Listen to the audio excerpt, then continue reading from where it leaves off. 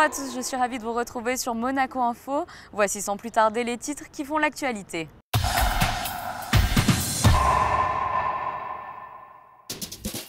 Nous débuterons ce journal avec la traditionnelle conférence de presse du gouvernement qui s'est tenue ce jeudi matin.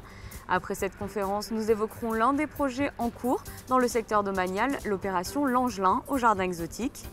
Nous découvrirons ensuite l'univers musical du talentueux Ibrahim Malouf dans le cadre du Monte Carlo Jazz Festival. Une équipe de Monaco Info s'est rendue la semaine dernière aux 40 ans de la Galerie Ribolzi. Et nous refermerons cette édition avec la présentation de la Nuit des associations 2014 qui se déroulera ce week-end en Principauté. Je vous l'annonce en titre, ce jeudi matin, le ministre d'État, entouré des conseillers de gouvernement, a réuni la presse. L'occasion de faire un tour d'horizon des grandes thématiques d'actualité, au lendemain notamment de l'adoption par le Conseil national du projet de loi sur le handicap. Plus d'explications avec Patricia Navarro. C'est par l'évocation d'un chiffre positif que le ministre d'État a souhaité ouvrir la traditionnelle conférence de presse mensuelle du gouvernement. Plus 9,3%, c'est la croissance enregistrée pour l'année 2013 par le PIB monégasque. Un signe fort qui confirme les résultats encourageants enregistrés depuis 2011 pour rétablir l'équilibre budgétaire. Autre donnée très rassurante, la bonne santé des régimes sociaux monégasques. Les voyants sont au vert pour les résultats des caisses de maladie et de retraite. Cette conférence de presse a également permis de souligner un autre motif de satisfaction, le vote par le Conseil national la veille au soir de la loi sur le handicap, une avancée sociale très importante qui devrait être suivie rapidement par un autre projet de loi allant dans le même sens et portant sur l'accessibilité du cadre bâti.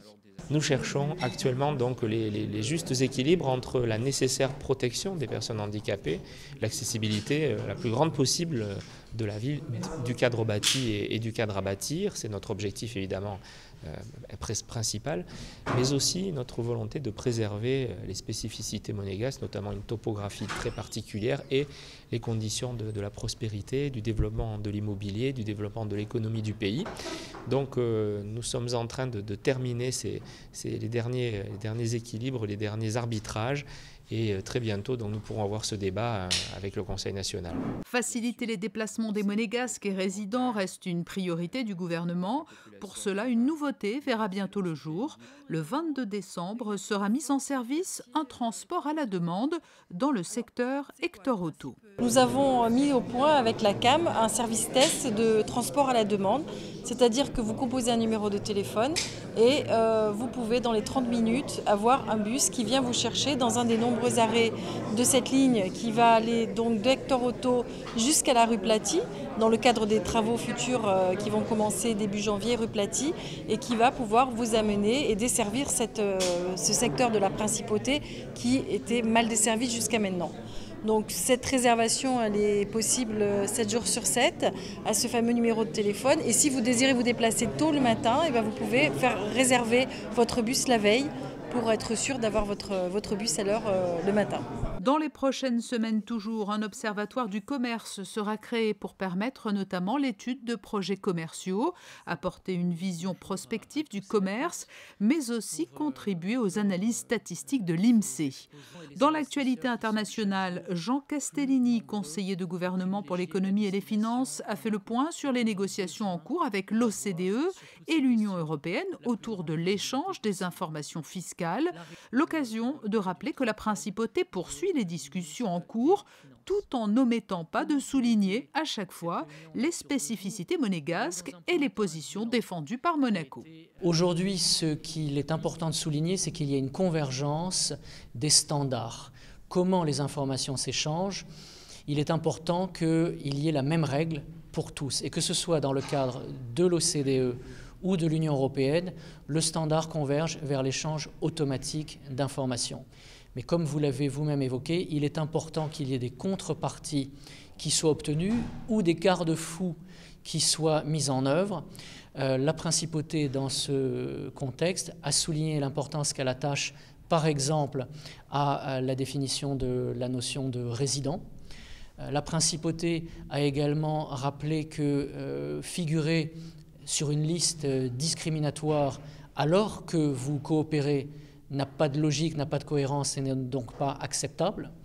Et nous avons également mis l'accent sur un certain nombre de contraintes qui sont inhérentes à notre petite taille, des contraintes humaines, informatiques, des contraintes en matière de confidentialité de l'information qui restent encore à définir avec les membres des services compétents au sein de l'Union européenne. Au chapitre toujours des affaires extérieures, José Badia, conseiller du gouvernement pour les relations extérieures, a évoqué ses toutes prochaines participations à 2 événements internationaux majeurs, le Conseil ministériel de l'OSCE début décembre et la 20e conférence des parties à la Convention cadre des Nations Unies sur les changements climatiques, dont l'enjeu politique est colossal après l'échec de Copenhague en 2009. Depuis la mi-novembre, des travaux de l'opération L'Angelin ont débuté du côté du jardin exotique. Cette opération domaniale verra naître de nombreux logements d'ici 3 ans. Plus de précisions sur ces travaux préparatoires dans ce reportage. Nous sommes juste au-dessus du nouveau musée national de Monaco, à l'intersection du boulevard du jardin exotique et de l'avenue Hector Otto. Les feux de signalisation ont été supprimés pour laisser place dans quelques temps à un rond-point. Pendant ce temps, 164 végétaux du terrain Angelin et du parcours Vita sont en train d'être transférés. Donc actuellement, on est en train de récupérer tous les végétaux existants sur cette parcelle de terrain. Une partie de ces végétaux vont être récupérés et replantés dans des jardins publics en principauté. Ça va être par exemple le cas d'un palmier, donc un phénix, qu'on va replanter devant le stade. Également, les autres oliviers vont être stockés de façon provisoire. Et après une reprise courant de l'année prochaine ou dans 2 ans, vont être replantés également dans des jardins publics. Ça permettra de reconstituer des sites qui ne sont pas pourvus actuellement d'arbres. Ce déplacement d'arbres rentre dans le cadre des travaux préparatoires de l'opération L'Angelin, avec pour objectif 135 logements domaniaux et de bureaux sur 17 niveaux et 245 places de parking sur 9 niveaux. Les travaux en fait, qui ont démarré, là, c'est des travaux préparatoires. Ces travaux, donc, principalement où on isole tous les réseaux qui pouvaient, donc, soit électricité, l'eau, tous les réseaux donc, qui pouvaient avoir une emprise sur cette parcelle pour que l'entreprise puisse intervenir. Et puis, comme l'a disait l'aménagement urbain, aussi d'enlever les végétaux. Donc, le planning de l'opération prévoit en fait une intervention de l'entreprise qui va s'installer courant décembre pour démarrer à proprement parler ces travaux dès janvier et pour 3 ans, donc avec un objectif de livraison des logements pour décembre 2017. A noter qu'une réunion de riverains concernant cette opération L'Angelin sera organisée début décembre. Nous ouvrons une page culture à présent. Le Monte Carlo Jazz Festival bat son plein. Pendant 5 jours, le jazz est donc à l'honneur à la salle Garnier. Et comme vous pouvez le voir sur ces images, après Sylvain Luc, Galliano, Lagrène ou encore Lockwood, c'était au tour de l'étoile montante Ibrahim Malouf de se produire sur scène. Fabien Bonilla l'a rencontré avant son concert. Je vous propose d'écouter un extrait. Il nous parle de sa relation avec sa trompette. C'est pas tellement mon métier, je trouve, être trompettiste.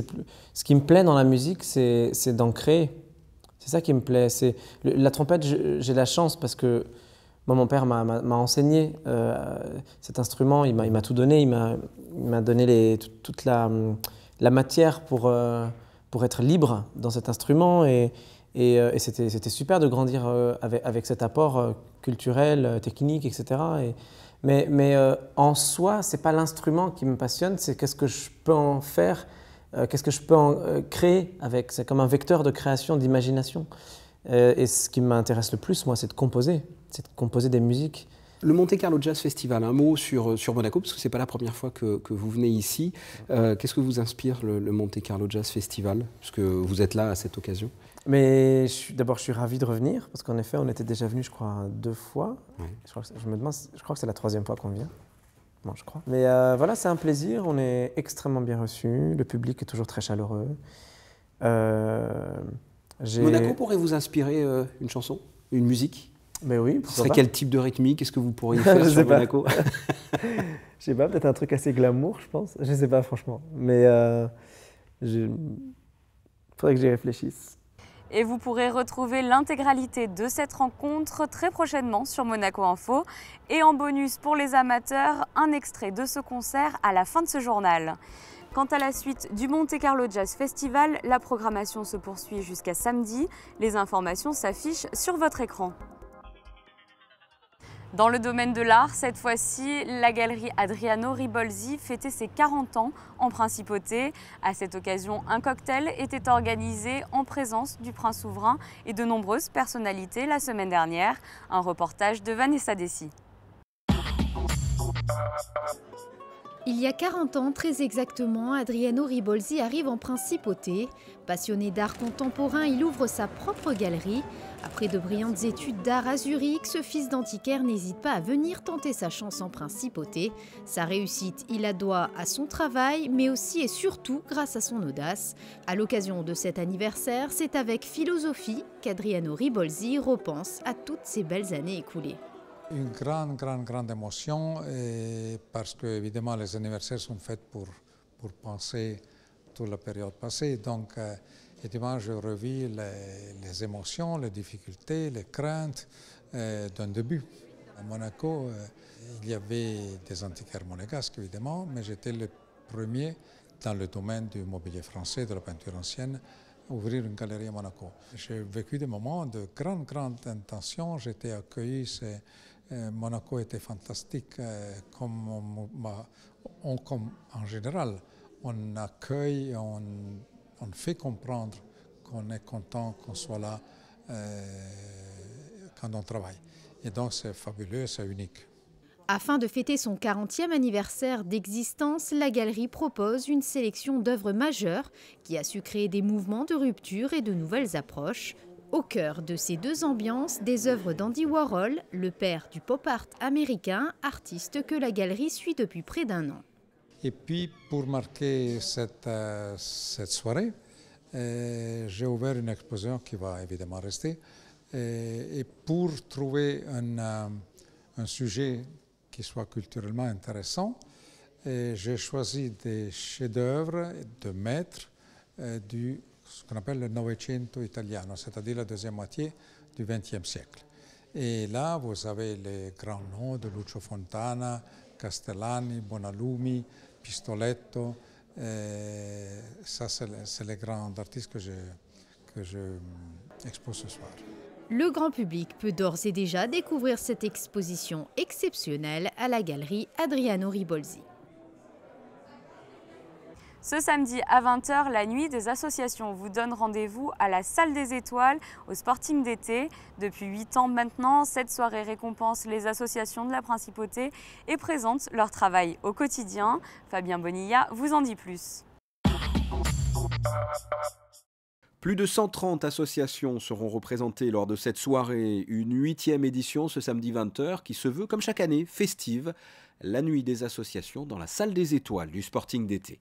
La nuit des associations a été créée pour mettre à l'honneur les bénévoles et que c'est une manifestation qui a été souhaitée et surtout soutenue par Son Altesse Sérénissime le Prince Albert II de Monaco pour venir en aide aux associations et surtout aux bénévoles.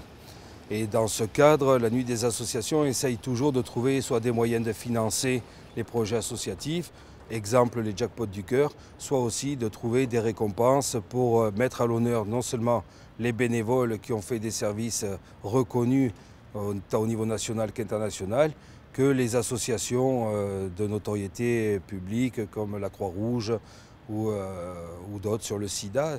Et dans ce cadre-là, justement, il y a des remises de récompenses. Cette statuette, l'Ange du Rocher de Patrice Woulet, est remise exceptionnellement à une personne ou une association. En revanche, d'autres artistes s'en sont inspirés, comme Matteo Morna, avec cette statue de bronze de près de 3 mètres de haut, statue au profit de la nuit des associations. Le souverain devrait la signer bientôt, et cette statue sera mise en vente, et les fonds récoltés par cette statue seront rajoutés au jackpot du cœur, seront rajoutés à la vente des tableaux que le souverain nous a fait cadeau pour financer des projets associatifs. Le montant de cette statue est estimé à plusieurs centaines de milliers d'euros. Depuis 8 ans, près de 2 millions d'euros ont été récoltés lors de ces soirées. Une nouvelle édition avec peut-être une première, la venue, qui sait, d'une grande star, une très jolie actrice américaine qui habite notamment dans le Var. Autre indice, elle est mariée à un acteur américain très connu lui aussi. La nuit des associations, samedi 20h au Sporting d'été. Et un mot de football à présent, l'AS Monaco s'est imposé 1-0 sur la pelouse du Bayer Leverkusen en Ligue des Champions. Pour se qualifier en 8e de finale, ils n'auront donc besoin que d'un nul face au Zénith lors de la dernière journée. Et cette victoire leur assure donc tout de même de jouer au minimum la Ligue Europa. Voici pour l'essentiel de l'actualité en principauté. Passons tout de suite à la météo.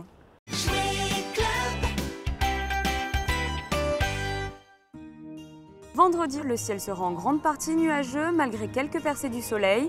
À noter une pluie par intermittence. Les températures resteront très acceptables pour la saison avec 14 degrés au lever du jour et 16 degrés pour l'après-midi.